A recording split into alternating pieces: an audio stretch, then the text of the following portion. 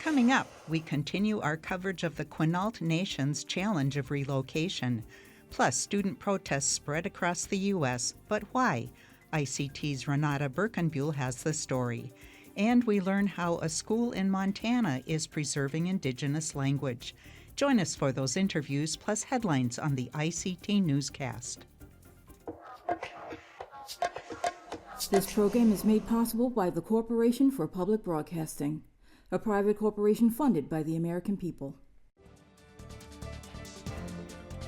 Support for the ICT Newscast with Aaliyah Chavez comes from the Arizona PBS studios in Phoenix at the Walter Cronkite School of Journalism and Mass Communications at Arizona State University.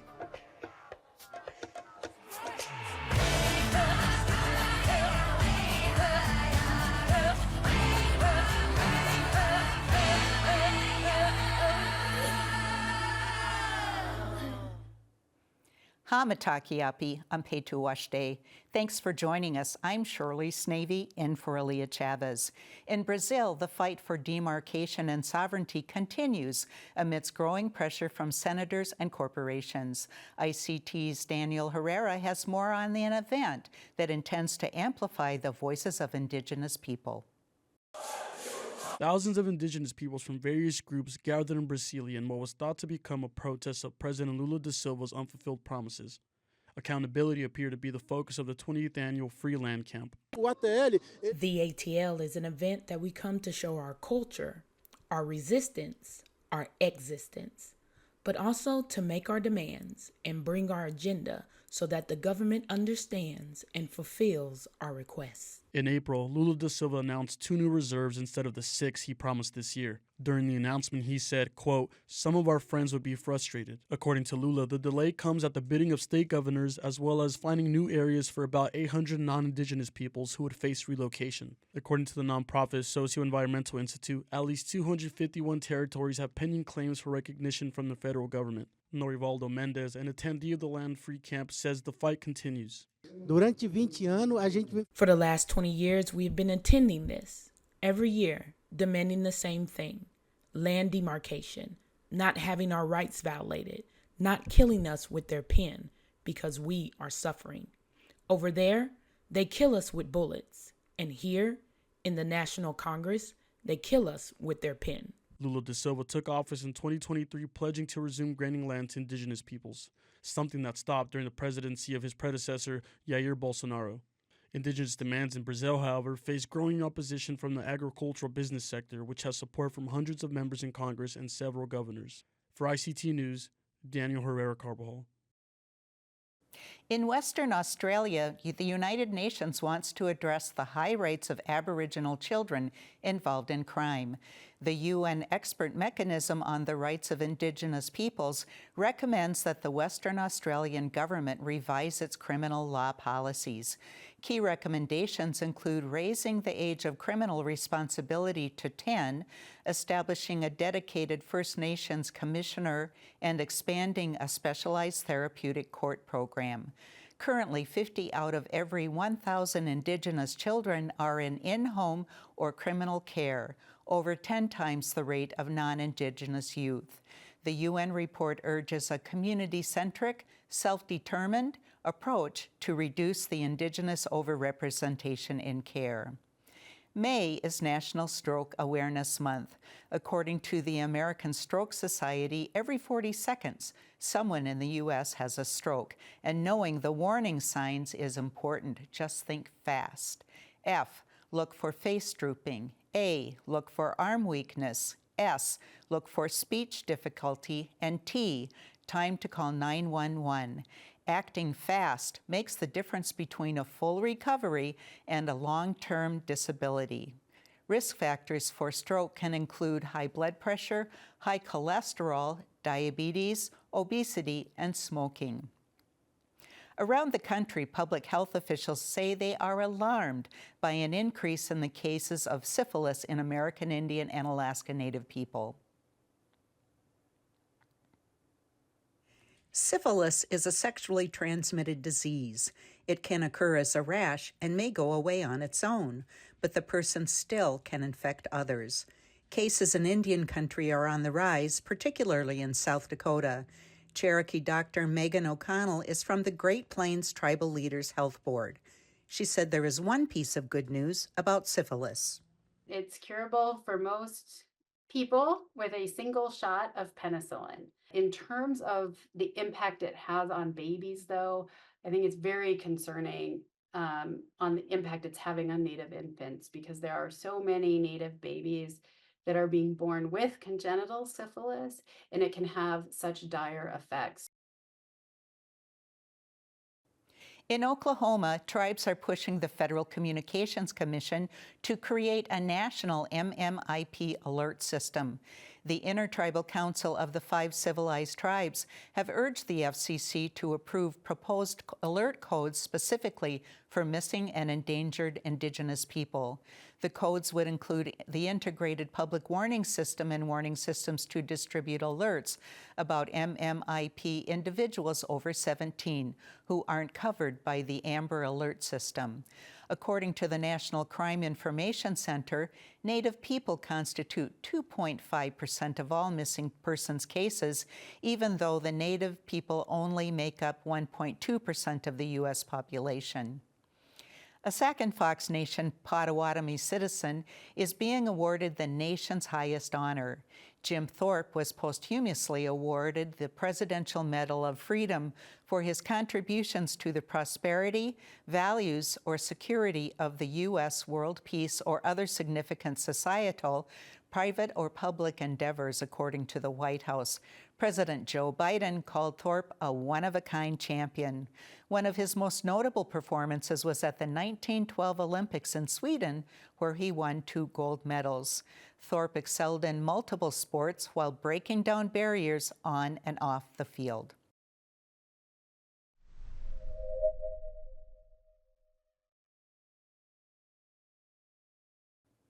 How does a tribal nation, such as the Quinault in Washington state, grapple with the threats that come with climate change? And perhaps even more pressing, how do they pay for it?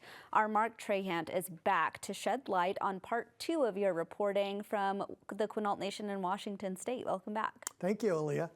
You know, as rising seas loom over villages in Quinault, the nation in many ways is ahead of other communities in planning and preparing for the inevitable.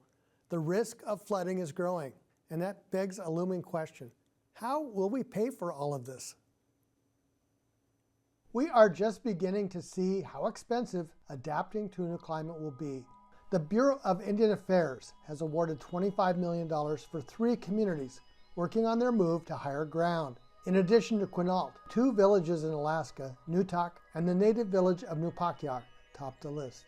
The BIA will spend another $12.7 million next year on managed relocation for tribes in Maine, Louisiana, as well as others in Alaska and Washington. All told, the budget for next year totals $119 million for tribes and community-based projects. And back to Quinault. A second village, Queets, is also in the early stages of a relocation plan. The takeaway here is the scale of what's required across the globe to move people away from danger.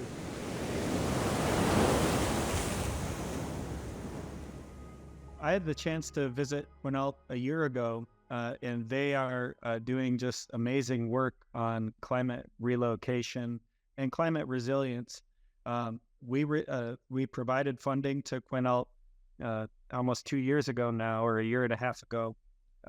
It's one of 3 communities that are going to serve as kind of pilot projects on community-driven relocation.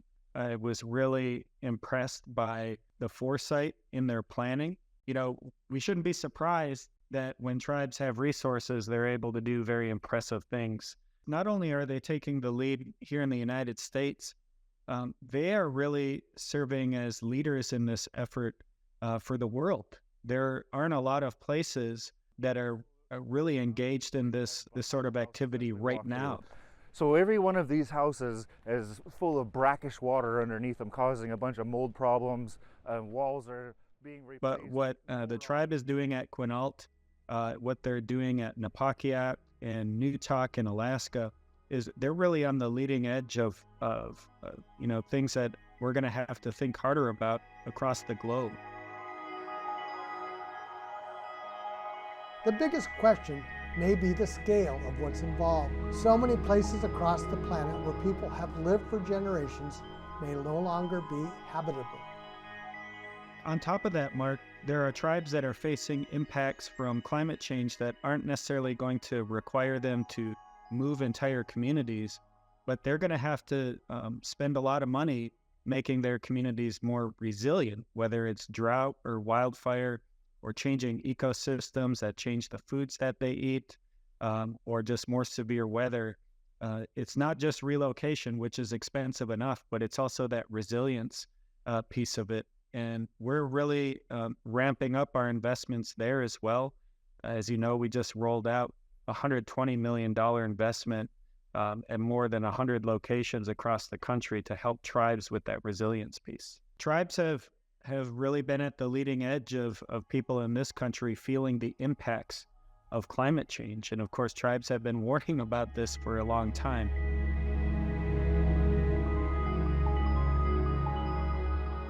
A report by the Natural Resources Defense Council, the NRDC, looked at the risk of flooding and concluded that more communities are in danger. The data was collected from the Federal Emergency Management Agency.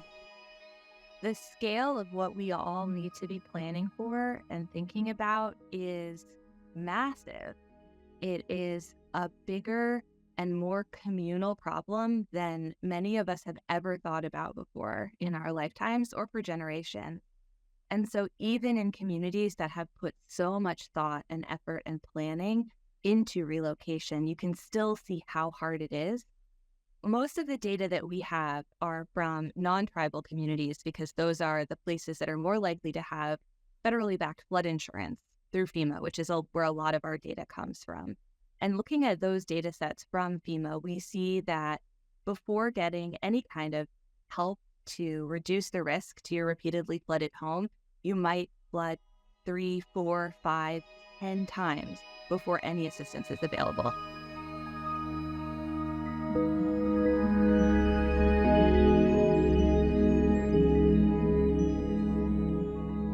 And part of the problem is that even after a flood, communities will rebuild using zoning rules that have been around for decades, even though the world is changing.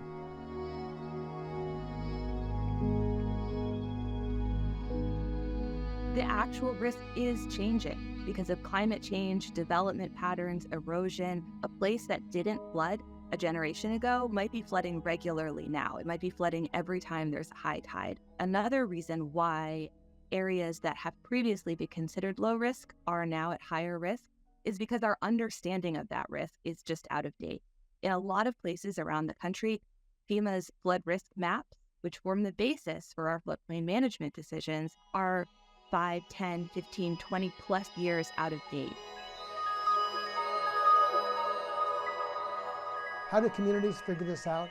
Do we move now, a few years from now, or after a flood?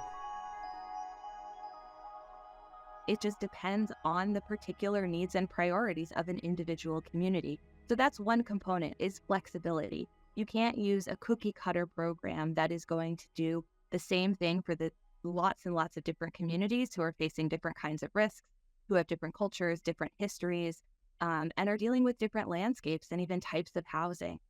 So programs have to be flexible enough to be able to meet the community's specific needs. Another thing is who's involved in the planning, who's at the table, who gets to make the decisions about when we move, where we move, what the community we move to will look like. These are all questions that communities dealing with the fact of relocation are grappling with. I was really impressed that they are thinking at Quinault very strategically about how to address these questions. And a lot of the people that I spoke with in the community are being very thoughtful about that, along with community members in places like Newtok and Napakiak. You know, they're not only thinking about themselves and the equities or the equity they've built in their own homes, they're thinking about their kids and their grandkids and the community that they're going to live in future generations. And, you know, this is just another example of when we make investments in tribes, and we partner with them and make sure that we're supporting them as leaders on these types of issues, that tribal people come up with really innovative solutions. And so, again, it's exciting to watch what they're doing. Mark, the number seems staggering. The $450 million is just for one tribal community. What does this look like beyond Quinault? Oh, you're right, Aaliyah. Let me share some numbers with you. Nearly 10% of all houses are at risk from flooding, and the total cost is estimated globally to be $25 trillion.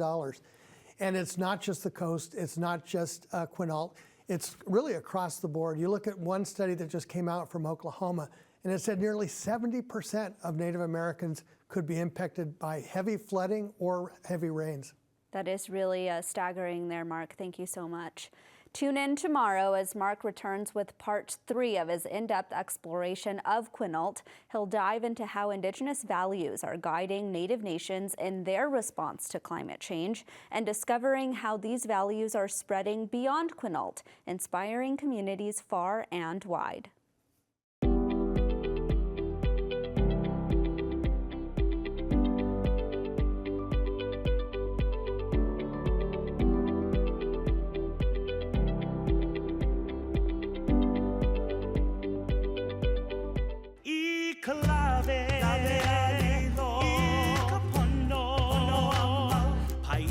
I ka'olelo no keola, I ka'olelo no kamake. I ka'olelo no keola, I ka'olelo no kamake. Our words have the power to give life and death. I ka'olelo no keola, I ka'olelo no kamake. Our words have power.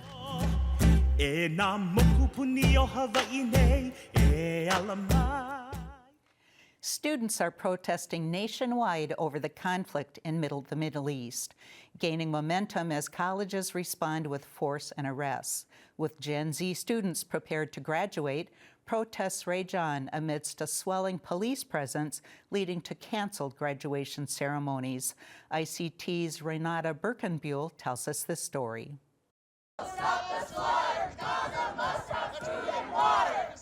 On some campuses, the pro-Palestinian protests have caused clashes between students, while some interactions have brought deeper understanding. For University of New Mexico senior Leah Aguino, these protests let her reclaim her power as an Indigenous person. We're upset, we haven't had anybody to look forward to or anyone to look up to. And I think being a part of this generation has really reinforced and reiterated, just how much the individual holds and how much power we hold.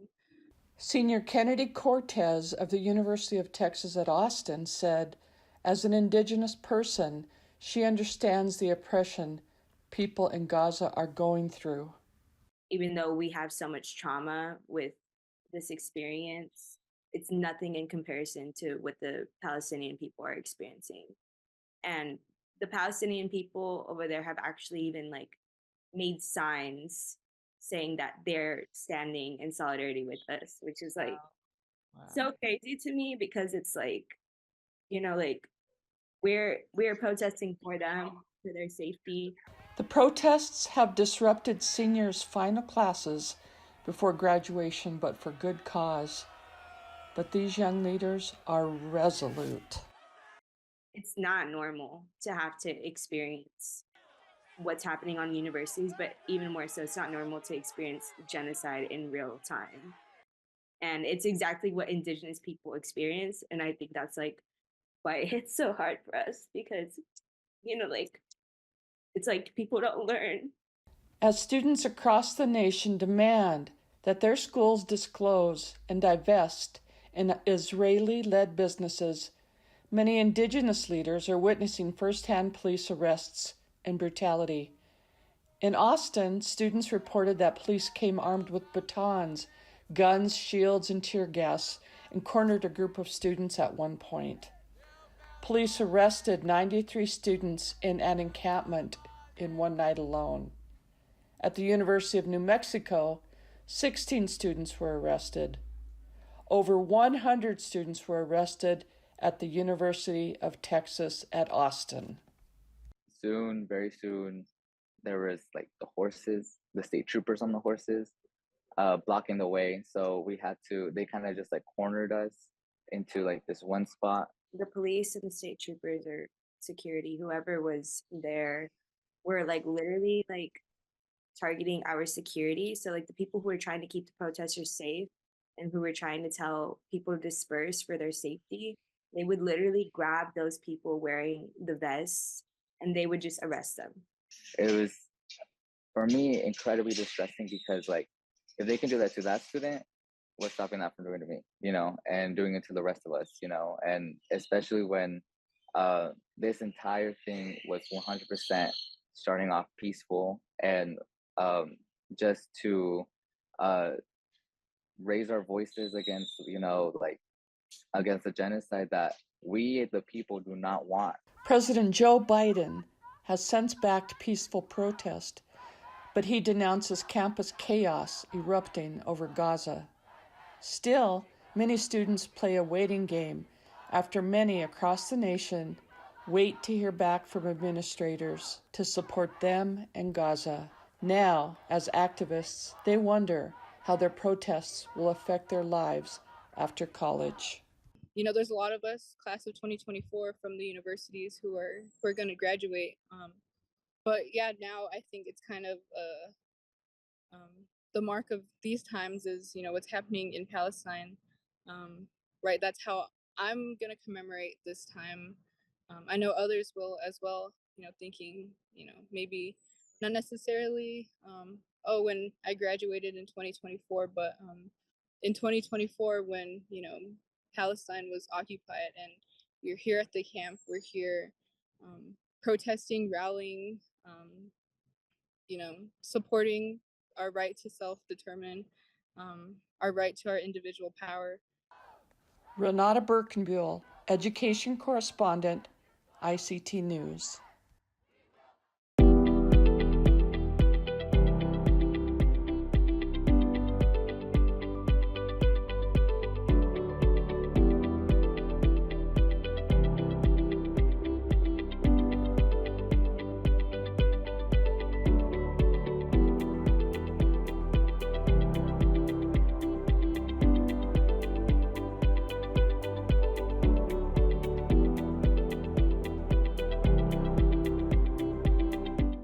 More than 2 decades, an immersion school in Montana has aimed to teach the endangered Salish language. Lindley Miskers reports the Inkusum Immersion School and brings elders and children together to breathe new life into an ancestral language.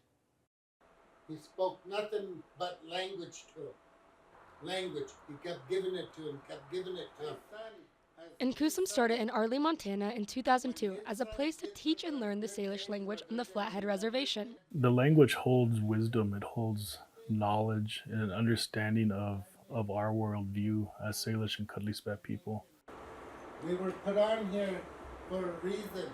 One of the school's founders, Cheney Bell, says the language strengthens the community. It's a huge piece, it's all connected. Our language, our culture, who we are as a people, it's all interconnected. When you bring that language in, it makes it complete, it makes you whole. Inkusum accepts students as young as kindergartners. The staff says that starting the language lessons at a young age is vital to achieving fluency.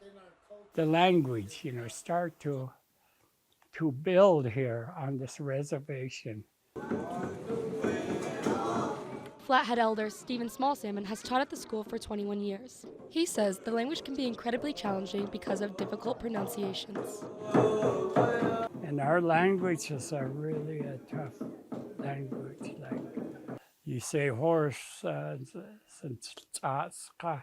you're talking from here, then it comes out. Inkusum often invites fluent Salish speakers to the school to teach games and lead field trips, but finding these speakers isn't always easy. You're really never fluent when it comes to learning languages and speaking languages. First-year teacher Laurencia Starblanket says teachers are trying to deliver the curriculum entirely in Salish, but even she finds herself falling back on English. Our biggest hardship is trying to bring as much language as we can, trying to make as many signs as we can. And we have to put a stop and say, you know, we're not speaking English, like Chamiskeli Uwashi, talk Indian. The staff at Inkusum would like to expand the school to include high schoolers. They say that in order to keep their language alive, they need to continually teach Salish to people of all ages. Reporting for the ICT Newscast from the homelands of the Salis, Kalispé, and Kasanka people, I'm Lily Meskers with the University of Montana School of Journalism. That's a slice of our Indigenous world. For all the latest, visit ictnews.org. From all of us in the newsroom, stay safe, my relatives.